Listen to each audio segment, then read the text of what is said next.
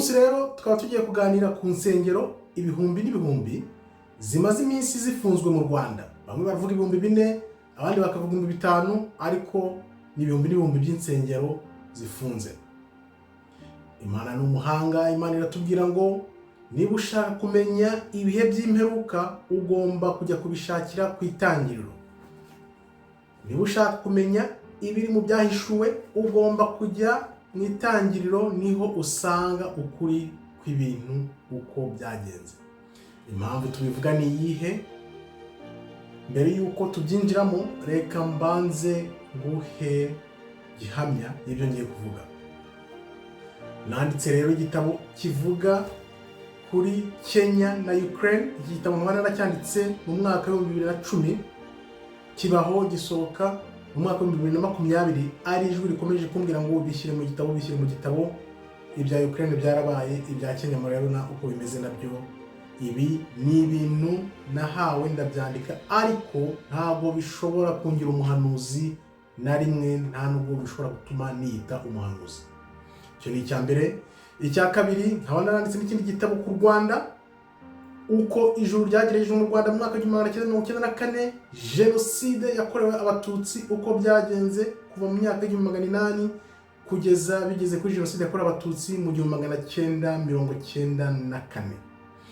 Kubw'iyo mpamvu rero ibyo ngiye kukubwira kuri izi nsengero ibihumbi n'ibihumbi zimaze iminsi zifunzwe mu Rwanda, bitegesha yombi, uvaneho amarangamutima, wumve ukuri, wumve icyo Imana yashyize mu mutima wanjye ngo ngisangize abantu, kuko uko iby'94 byatugwiriye bitugwa hejuru, niho n'ibintu nk'ibi bishobora kuganisha abantu, mugasanga muri guhura n'ibibazo n'ibizazane mutazi iyo biva niyo bijya. Ariko reka tubyinjiremo tubisesengure. Ntabwo ari ubuhanuzi, ntabwo ndi umuhanuzi, ariko ngewe ngiye kubikubwira nk'uko Imana yanshoboje kugira ngo mbigusobanurire uko ibi bintu bihagaze n'icyo bihatse. Mbere rero yo gushyira amarangamutima imbere, ugomba ahubwo gushyira ijambo ry'Imana, ugashyira Imana imbere. Kubw'iyo mpamvu ubu ndi gusoma Bibiliya ku nshuro ya 4.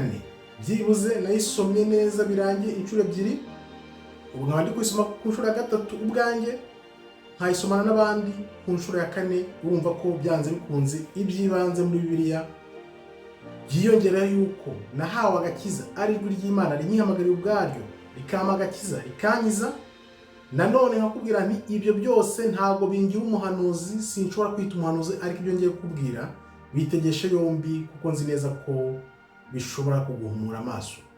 Kuba rero bikomeje kuvugwa ko insengero ibihumbi n'ibihumbi zimaze iminsi zifungwa, na n'ubu zigifungwa, bivuze iki? Bivuze ko abantu ku bwinshi bakunda Imana, bashaka Imana, banyotewe Imana, kabone yewe nubwo baba bari mu buyobe, nk'uko ndi bubigarukaho mu kanya. Rwa rusengero rw'ikizira rwari rwarahanuwe rusenga ibishushanyo, ahubwo rwo ntirufungwe. Noneho insengero n'ibihumbi zigafungwa, bigamije iki? Abo bantu izo nsengero ziri gufungwa bazerekeza he? Bazagana he? Bivuze iki? Ni ukuvuga ngo bagomba kubona kugira aho berekezwa.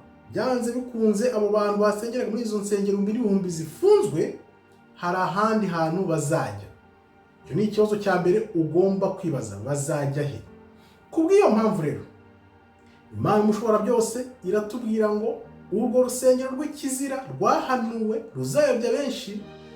Ufite ubwenge navanemo akarenge ke asimbuke hakibona, hakiri kare, urwo rusengero rutari rwaberekeza mu nzira y'umwami w'umwaga ugiye kuza akibasira isi.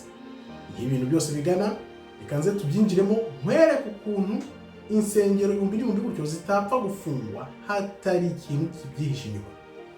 Hashobora kuba hari ako kajagari bakavugwa, hashobora kuba hari ayo maturo, ubwo bujura. Ibi byose insengero zaje ari nyinshi, ibyivugwa ni byinshi, ariko ukuri kw'Imana ni kumwe, kandi uko kuri kurahari impamvu izo nsengero ziri gufungwa. Dusubiye inyuma gato rero kuri jenoside yakorewe abatutsi mu 1994, uko yituye abantu hejuru, nibyo tugomba kureba. Narabyibajije ndabitekereza, ijwi rirambwira ngo genda usome Abaroma 3:10 kugeza kuri 18, wumve ibintu bigezaho. nibwo amakuba yongera agatera abantu batiteguye. Reka dusome Abaroma 3:10-18. Nta gukiranuka n'umwe, nta umenya cyangwa se ushaka Imana, bose barayobye, bose bahindutse ibigwari. Nta ukora ibyiza n'umwe, umuhogo wabo ni imvi irangaye, bariganisha indimi zabo, ubusabwe bw'incira buri mu minwa yabo, akanwa kabo kuzuye ibitutsi n'amagambo abishye, ibirenge byabo byihutira kuvusha amaraso, kurimbuka n'umubabaro biri mu nzira zabo, inzira y'amahoro ntibakayimenya, kubaha Imana ntikuri imbere yabo.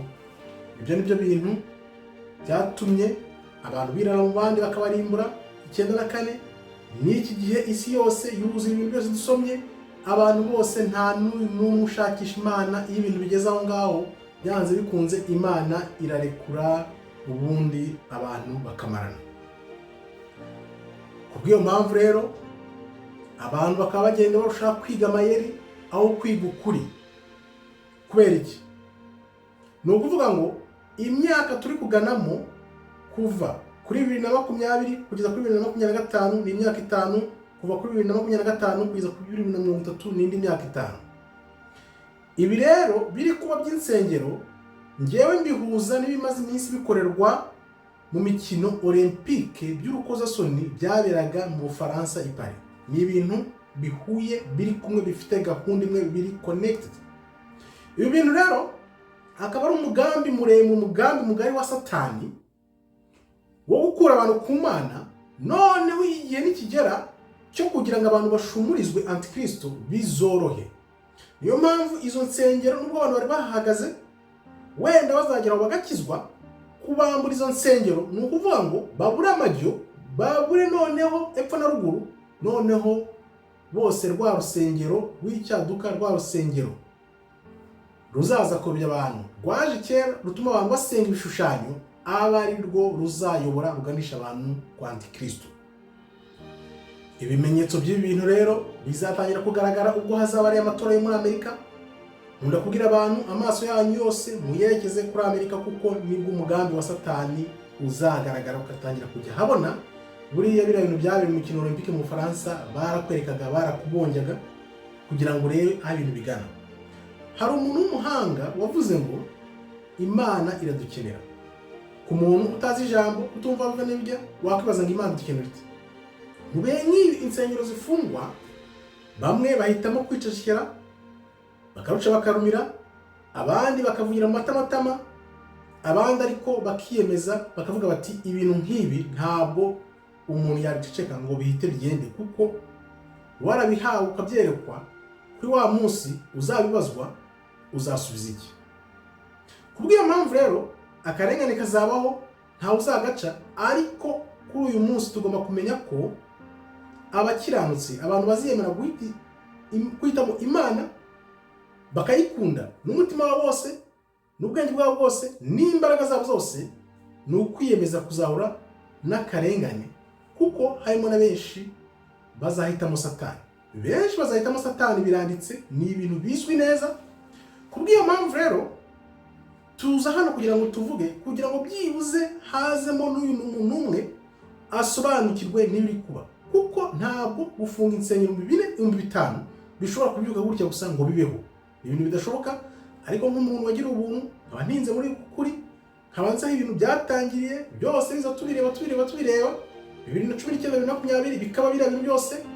Ibi bintu ahubwo bituma umuntu yibaza ni ukubera iki igihugu n'u Rwanda aricyo kigeragerezwamo imigambi yose mibisha ya Satani, kandi Satani yicariye iwe akagenda akwiza iyo migambi yose mibisha mu bana b'Abanyafurika, kubera ko ubwoko bw'Imana n'abirabura bari kugira ngo batazakanguka bamenye ukuri kwa kuri kuzabatura. Reka tubyinjiremo nkwereke iki ibintu byose bihishe, ariko ukuri kuzatsinda, kandi ibuye ryagaragaye ntabwo riba rikisha isuka.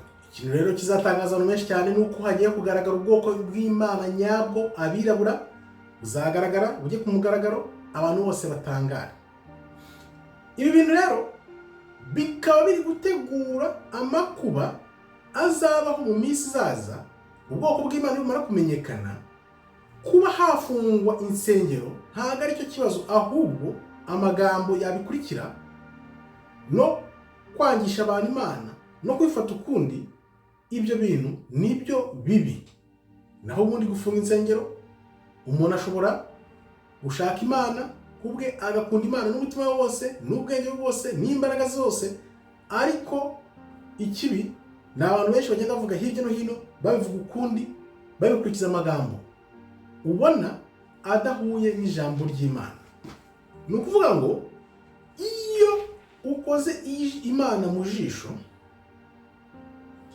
irakwihorera ikakureka, kubera ko abantu ikibashuka ni ikintu kimwe, ni igihe abantu babumva ko baha imbaraga umuntu udakora icyiza, ariko bakibagirwa ko Imana itegereza, Imana irihangana igategereza. Wibuke ko imyaka 1000 ku Mana ni nk'umunsi umwe.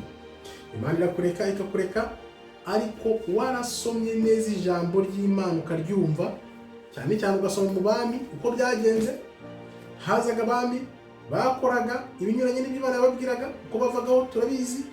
Hakaza Abami bakoraga gushaka kw'Imana, wenda bakageraho bakananirwa ntibasenye inzu z'ibigirwamana abantu basengeragamo, ariko wenda bagerageje Imana ifite uko yabafataga. Hakaza n'abandi wenda noneho byose babikubitaga hasi, ibigirwamana bose bakabikubita hasi, Imana ikavuga ati nta wundi muntu n'umwe nabonye nk'uyu. Hari umwami Manase nkunda kwibuka, na Ahab na Jeroboam, abantu uko ari batatu, Imana iravuga ati nta bantu bakoze ibibi nk'abo ngabo. Umwami Manase, Ahab na Jeroboam, abantu uko ari batatu, Imana ivuga ko yatumye abantu, abo bantu batumye abantu bagomera Imana, bose bajya mu gukora ibibi kwa Satani. Ni ukuvuga ngo umuntu wese utuma abantu bava ku Mana bakajya kuri Satani,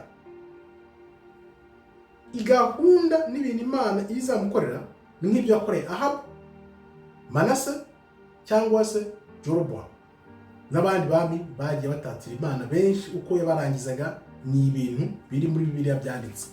Mbere rero yo kujya gushenga cyangwa se kugira ngo abantu baterane amagambo, abantu bajya impaka kuri ibi bintu byo gufunga insengero, manza usome ijambo ry'Imana uryumve. Niyo mpamvu mbaza abantu, ufite imyaka ingahe?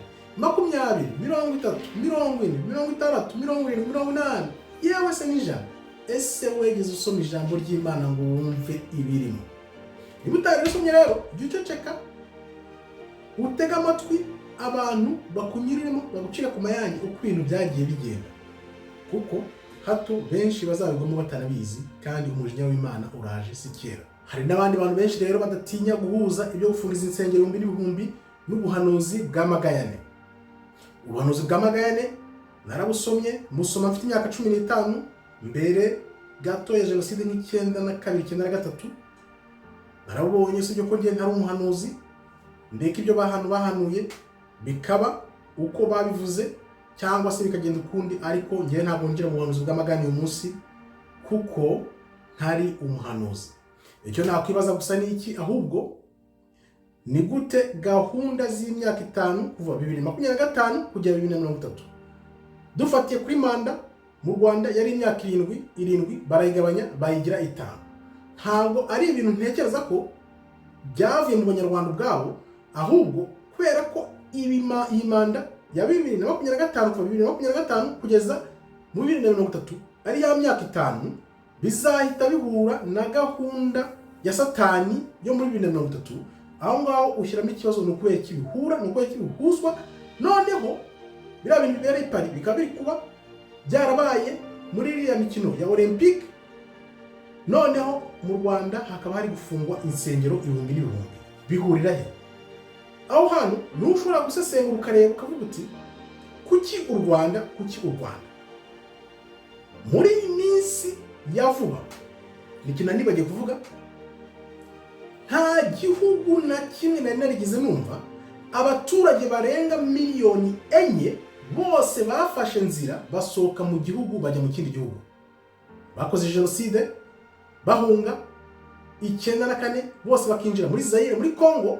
Biriya bintu yari Bibiliya. bigahita binasobanura impamvu iki gitabo cyitwa uko ijuru ryagerageje mu Rwanda mu mwaka wa 1994 ubwo hakorwaga jenoside yakorewe abatutsi.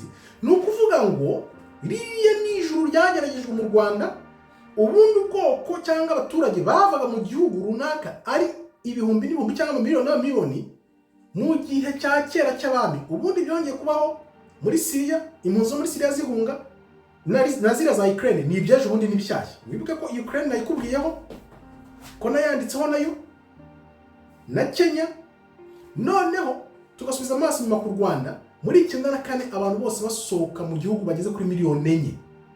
Biriya bintu nta hantu byageze riba usibye gusa kuba twarabisomye muri Bibiliya, byerekana neza ko igihugu cy'u Rwanda gifite ibintu Imana iri gukora, kandi noneho Satani nawe akaba yarabyumvise kare, akaba ashaka gukoresha u Rwanda kugira ngo u Rwanda ruzabe nk'ikiraro cya Satani. Ibyo bintu rero abantu bareba ukuri bagomba kubirebera kure, bakareba ukabona ko biriya bintu byo gufunga insengero ntabwo ari ibintu bito cyane, ahubwo ni ibintu biva kuri iyo biva iyo abantu batazi.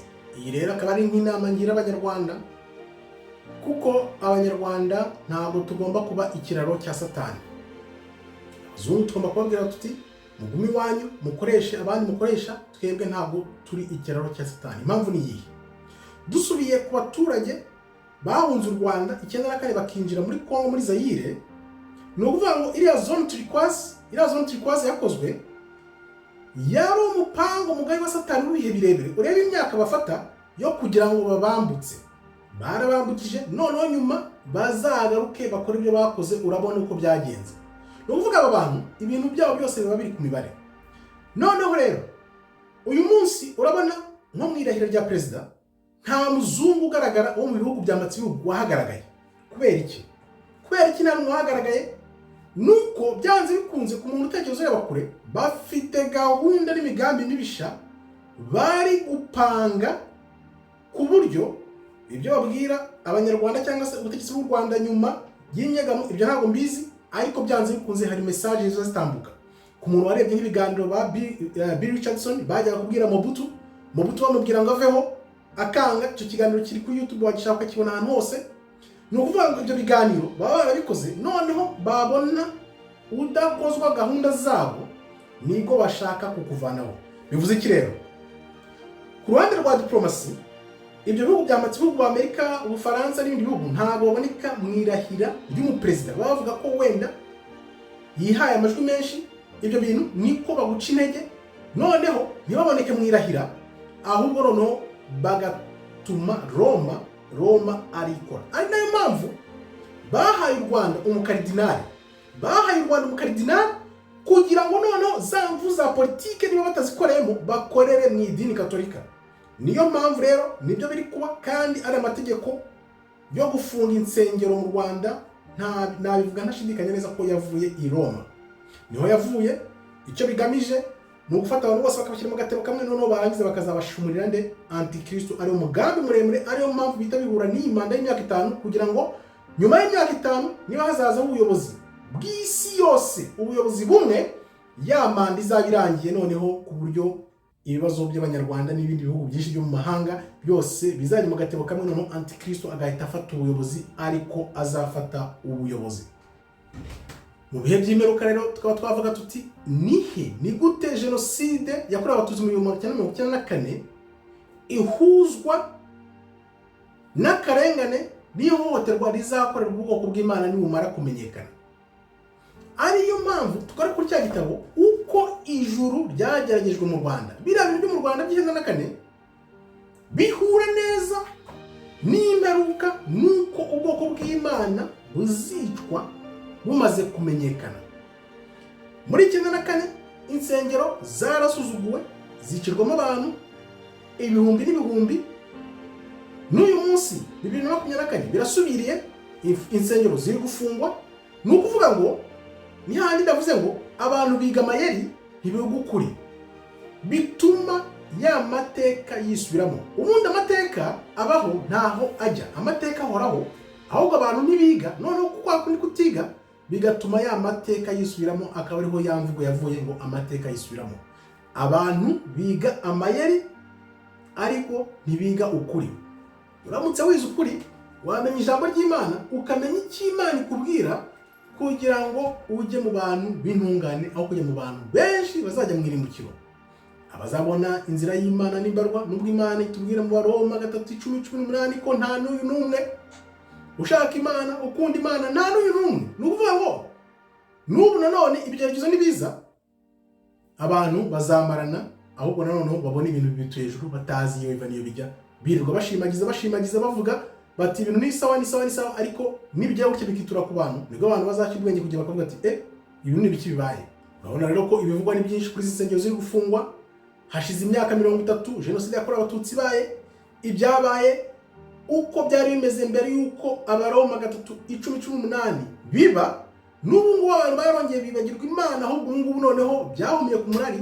Ntakubwira nti wewe umaze kumva uko ibintu bihagaze, uko biteye, gira uti reka mvanemo akarenge kanjye nshakisha Imana bikomeye. Kuko abantu benshi bibeshya ko bakunda Imana, bashaka Imana, ibihe biraje ku buryo uri ku ruhande rw'Imana azagaragara, uri ku ruhande rwa Satani azagaragara, ku buryo ntawe uzaba ugishidikanya. Bigiye kuza bigaragare, noneho buri wese atangare.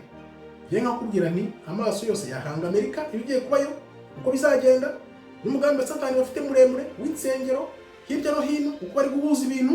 Noneho uzitegura, uzaba wariteguye, ntuzatungurwe, kuko umwanzi umubisha Satani ashaka kwimika wa mwami w'umwaga uzaza akarimbura abantu, cyane benshi bazaba batari mu kuri. Ngayo nguko rero uciriye ku mayange, hasigaye nahawe, irukira mu ijambo ry'Imana, wiga ukuri aho kwiga amayeri. Murakoze rero, Imana ikomeze ibarinde. Shalom, shalom, shalom. Tov meod.